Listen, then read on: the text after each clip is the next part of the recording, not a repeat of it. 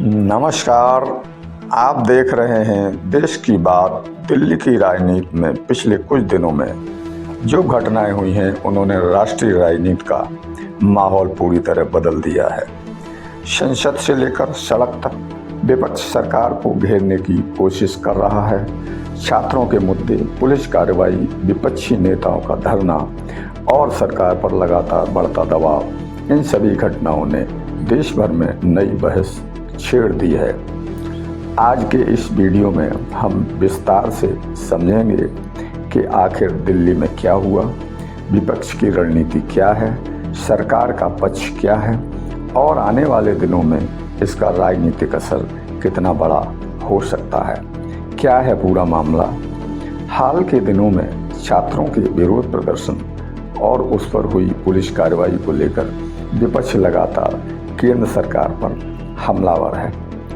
विपक्ष का आरोप है कि छात्रों की आवाज़ दबाई जा रही है और उनकी मांगों को गंभीरता से नहीं लिया जा रहा है।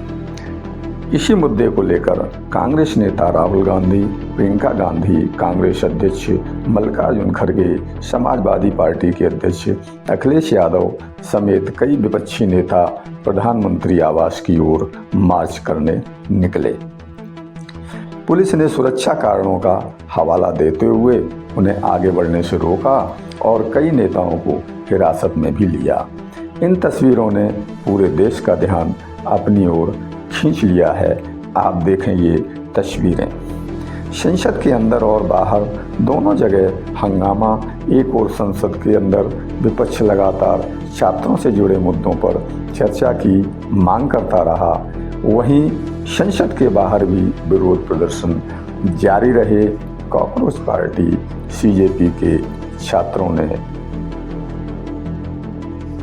संसद के बाहर विरोध प्रदर्शन किया। विपक्षी मांग थी कि इस मुद्दे पर विस्तृत चर्चा कराई जाए और संबंधित मामलों की जवाबदेही तय की जाए। साथ ही शिक्षा मंत्री के इस्तीफे की मांग उठाई गई। सरकार का कहना है कि सभी मामलों की जांच और कार्रवाई कानून के अनुसार की जा रही है और विपक्ष केवल राजनीतिक लाभ लेने की कोशिश कर रहा है।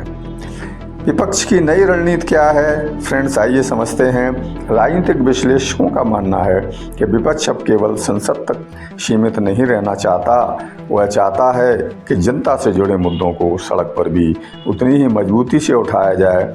इसलिए अब विपक्ष की रणनीति दो हिस्सों में दिखाई दे रही है। पहला हिस्सा है संसद के भीतर सरकार को घेरना और दूसरा हिस्सा है संसद के बाहर जनता के बीच जाकर आंदोलन को राजनीतिक रूप देना। इसी वजह से अलग अलग विपक्षी दल एक मंच पर दिखाई दे रहे हैं। क्या छात्रों का मुद्दा चुनावी राजनीति बनेगा? आइए समझते हैं। भारत की राजनीति में युवा और छात्र हमेशा महत्वपूर्ण भूमिका निभाते रहे हैं। जब भी शिक्षा, रोजगार या परीक्षा व्यवसाय से जुड़े मुद्दे सामने आते हैं, उनका असर दूर तक जाता है। ऐसे में विपक्ष इस मुद्दे को राष्ट्रीय स्तर पर उठाकर युवाओं के बीच अपनी पकड़ मजबूत करने की कोशिश करता दिखाई दे रहा है। वहीं सरकार यह संदेश देने का प्रयास कर रही है कि वह शिक्षा व्यवस्था को मजबूत बनाने और पारदर्शिता सुनिश्चित करने के लिए प्रतिबद्ध है। पुलिस कार्रवाई पर विवाद, आइए फ्रेंड्स इसको समझते हैं। विपक्ष का आरोप है कि शांतिपूर्ण प्रदर्शन करने वालों के साथ शक्ति बरती गई। दूसरी ओर पुलिस का कहना है कि सुरक्षा व्यवस्था बनाए रखना उसकी जिम्मेवारी है और कानून व्यवस्था बिगड़ने से रोकने के लिए आवश्यक कदम उठाए गए हैं। यही कारण है कि इस पूरे मामले को लेकर दोनों पक्षों के अपने अपने दावे हैं। क्या विपक्ष एकजुट हो रहा है? इस पूरे घटनाक्रम की सबसे बड़ी राजनीतिक तस्वीर यही है कि कई विपक्षी दल एक साथ दिखाई दिए। फ्रेंड्स, राहुल गांधी, प्रियंका गांधी, मल्लिकार्जुन खड़गे और अखिलेश यादव की संयुक्त मौजूदगी ने यह संकेत देने की कोशिश की कि राष्ट्रीय स्तर पर विपक्ष साझा मुद्दों पर साथ आने का प्रयास कर रहा है। हालांकि यह देखना है कि महत्वपूर्ण होगा कि यह एकजुटता केवल आंदोलनों तक सीमित रहती है या भविष्य में राजनीतिक गठबंधन के रूप में भी दिखाई देती है। सरकार की चुनौतियां क्या हैं? सरकार के सामने सबसे बड़ी चुनौती यह है कि विपक्ष जिन मुद्दों को जनता के बीच उठा रहा है उनका प्रभाव किस तरह कम किया जाए। यदि छात्र और युवा वर्ग लंबे समय तक आंदोलन से जुड़ा रहता है तो राजनीतिक दबाव बढ़ सकता है। वहीं यदि सरकार अपने कदमों और फैसलों से स्थिति सामान्य कर देती है तो विपक्ष के लिए इस मुद्दे को लंबे समय तक बनाए रखना कठिन हो सकता है।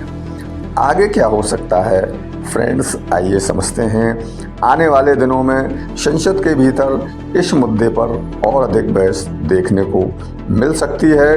विपक्ष लगातार सरकार को घेरने की कोशिश करेगा जबकि सरकार अपने फैसलों और प्रशासनिक कार्रवाई का बचाव करेगी। यदि आंदोलन आगे बढ़ता है तो इसका असर कई राज्यों की राजनीति पर भी दिखाई दे सकता है। राजनीतिक विश्लेषकों का मानना है कि छात्रों से जुड़े मुद्दे अक्सर राष्ट्रीय बहस का विषय बन जाते हैं और उनका प्रभाव केवल शिक्षा तक सीमित नहीं रहता। फ्रेंड्स, इस तरीके से सीजेपी कॉकरोच जनता पार्टी ने छात्रों के नीट लीक पेपर के मुद्दे को उठाया, जंतर मंतर पर धरना दे रहे हैं, प्रदर्शन कर रहे हैं। ये एक अहम मुद्दा है।